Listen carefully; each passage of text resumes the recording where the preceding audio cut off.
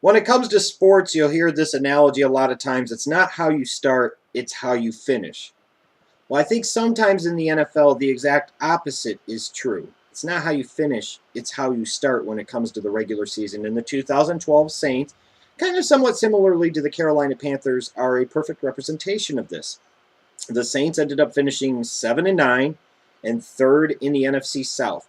Bounty Gate was, I think, very costly to this organization, losing your defensive coordinator forever, losing your head coach for the whole season, losing Jonathan Vilma, then not. It was a mess. It was a huge distraction. And I think in large part that helped contribute to the Saints' 0-4 start. And you look at it, they finished 7-9, so that means they went 7-5 the rest of the way. And in a lot of ways, that is just simply because when you have a franchise quarterback like Drew Brees, frankly, you always have a chance to win. And you look at the Saints, there were a lot of games in 2012 that they had a chance to win. But that 0-4 start just buried them. It just killed them. And they never could they got on a little bit of a roll, then they scuffled, and then they just kind of were back and forth the rest of the season. When you look at the Saints, this obviously was a very one-dimensional football team. They were going to have to win games by scoring a shit ton of points and putting up a lot of yardage. And Drew Brees did that once again. He threw for over 5,000 yards. You had two receivers in Marcus Colston and Lance Moore that had 1,000-yard seasons. Jimmy Graham almost had a 1,000-yard receiving season as a tight end. You look at the running game. This is one of those teams that really does employ a running back by committee, which means they really don't have that one featured guy. Mark Ingram leading the team with 602 rushing yards. That's not good. Even in today's pass-first NFL, you'd like to maybe have your featured back get a little bit closer to 1,000 yards.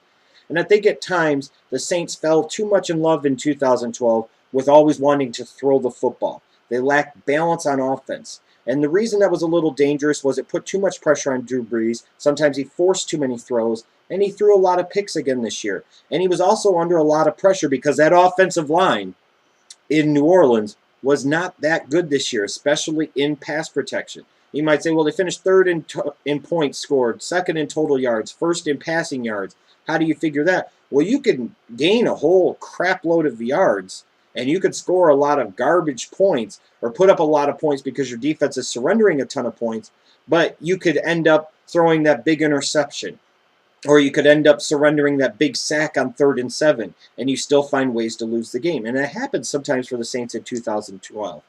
Defensively, this team's terrible. 31st in points allowed, 32nd in total yards, 32nd in rushing yards allowed, 31st in passing yards allowed. Bottom line is, the defense was boo-boo. There's just no other polite spin to put on it. They sucked.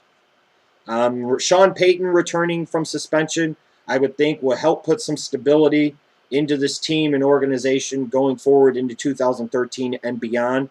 Looking at the offseason, first on the free agent side, they have a few free agents of note, but not too many, in my opinion anyways. You have offensive tackle Jermon Bushrod. They may or may not retain him. I'm not really sure. Cedric Ellis, a guy that I like very much coming out of USC, quite frankly, has been a little bit of a disappointment.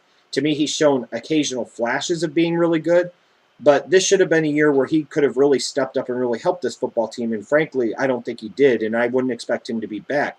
You have some restricted free agents like their center, De La Fuente, running back Chris Ivory, a guy who probably deserves more opportunities than he gets in New Orleans. So there is a potential for some roster upheaval and turnover, but not necessarily a huge amount. So there are some good indicators for 2013 and beyond for the Saints, but I think there are some troubling ones as well for this football team and organization moving forward. And the reason I say that is I look at this team's 5-year draft history. If I had to handicap the Saints' future over the next couple of years, I could look at a team and say they've got a Hall of Fame quarterback, a franchise quarterback of the utmost in a guy like Drew Brees, so they always have a chance to win. And that definitely is true. That definitely is the case. But based off of how their drafts have went the past several seasons, and the way I see teams like the Panthers and Bucks improving in that division, and I see Atlanta being potentially a very strong presence at the top of that NFC South for several years, you could be looking at a New Orleans Saints team that always looks like that team that should be able to do better, but doesn't, but is in like every game and ends up being the best fourth-place team in a division in football, finishing 6-10, 7-9, 8-8, maybe even 9-7 over the next couple of seasons. And a large part of that is due to the NFL draft. When you look over the past 5 years, you look at, let's say, the 2008 draft class. If Cedric Ellis is gone, they really have nothing left from that draft class whatsoever. Michael Jenkins has been okay, maybe solid, but definitely not special or spectacular. Easily their best pick over the past 5 years, beyond question, has been Jimmy Graham, who they took in the 3rd round in the 2010 draft, in that great tight end draft that saw Gronkowski in the 2nd, then you had Aaron Hernandez in the 4th. That was a great draft for tight ends, and the Saints got one of them. Cameron Jordan, to me, their 1st-round pick from 2 years ago, he looks like a guy that is a keeper on that defense. I think he'll only get better at defensive end. But, at the same token, they've got a guy like Will Smith. I'd be surprised if they did bring him back. 5.5 sacks out of a guy like him, it just might not be worth it anymore. It might be time to move on. Some of the failures of this organization in recent years have been particularly noted on the offensive line.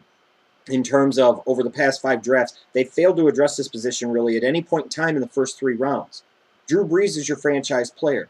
That's the guy that you have to protect. That's the guy that you have to give as much opportunity as possible to succeed. And you saw this at times in 2012. He took a lot of hits. He's not a very big guy, so that's risky. He didn't have quite as much time to throw, so sometimes he made some rush throws, and he made some poor decisions as a result. And in general, over the past 5 drafts, they really have failed in New Orleans to draft a lot of impact players. Jimmy Graham obviously is an impact player, but outside of that, and when you combine that with the failures to address the offensive line, what you have now is a team heading into this 2013 NFL draft that, quite frankly, not only has a bunch of holes on the defensive side of the football, they have some holes in particular to me on the offensive side with their offensive line. The Saints have a kind of a quandary heading into this upcoming April's draft because they're still feeling the effects of Bountygate. They don't have a 2nd-round pick this year. So that leaves them with the 1st and the 3rd and all of these glaring holes. So on the surface, you would sit there and say, this could be an example of a team that's desperately trying to trade down a little bit from 15 to try and acquire some additional picks in the mid to late rounds. And that possibly could happen. But they also have been a team that has not been able to really find much in the way of true impact players over the past several years. And maybe at pick 15, they could find an impact defensive player for themselves. Now, like I said before, on the offensive side of the football, this would be a draft to me where they could have even potentially argued that offensive tackle was a 1st-round need and that they could have found a pass rusher or an interior defensive lineman in the 2nd round and in the 3rd round. But without that 2nd-round pick, it's very costly because this need that I think that is very big to address the offensive line may have to be pushed off to the 3rd round or later, or potentially not even be addressed at all. And that's not good because, again, you're not protecting your most important player, Drew Brees. The bottom line is defensively, they have needs everywhere. So if they stay put just in the 1st round and again in the 3rd round, this is a team you would assume, you would expect at this point anyways, to address defense, take the best player available in the 1st round and in the 3rd round. And that's what the emphasis should be, because they need help at defensive end, they need help at defensive tackle, they need help in their linebacking core, they need help at corner, and quite frankly, I think they need some help at safety. They need somebody to eventually replace Roman Harper. As far as guys they could potentially take in the 1st round, I would expect at this point that this is going to be a team that focuses on the defensive line with that 1st pick if they stay put at 15.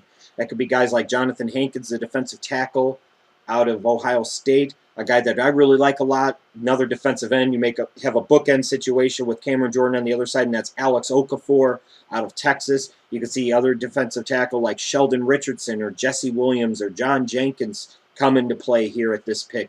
You could see if for some reason they just felt that one of the offensive tackles somehow dropped to them at 15 and was just too good to pass up, like maybe a Lane Johnson from Oklahoma, they could take him there. They could decide that a guy like Vaccaro, the safety from Texas, is the guy that will have the biggest impact on their defense, and there could be some argument made for that, no question.